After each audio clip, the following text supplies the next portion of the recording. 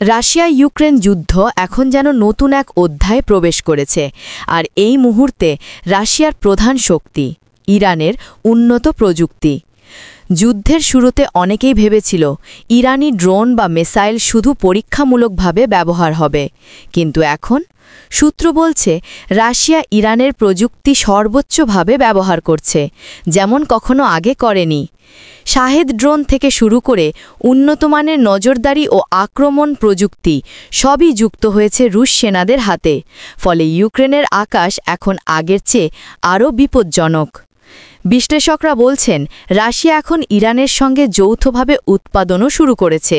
কিছু অস্ত্র তৈরি হচ্ছে রাশিয়ার ভেতরেই, যেখানে ইরানি বিশেষজ্ঞরা সরাসরি কাজ করছেন। এর মানে একটাই, রাশিয়ার যুদ্ধ ক্ষমতা এখন দ্বিগুণ, এমনকি আরও বেশি। অন্যদিকে ইউক্রেনের অবস্থা, তারা টিকে আছে মূলত আমেরিকা ও পশ্চিমা দেশগুলোর সহায়তায়।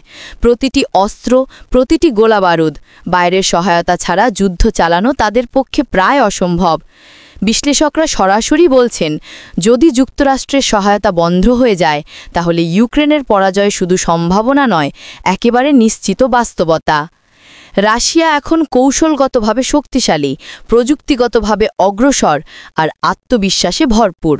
আর ইউক্রেন লড়ছে এক অনিশ্চিত ভবিষ্যতের বিরুদ্ধে, যেখানে প্রতিটি দিন, প্রতিটি রাতই টিকে থাকার যুদ্ধ। ইরানের প্রযুক্তি এখন রাশিয়ার হাতিয়ার, আর সেই হাতিয়ারেই বদলে যাচ্ছে যুদ্ধের দিক এবং হয়তো ইতিহাসও।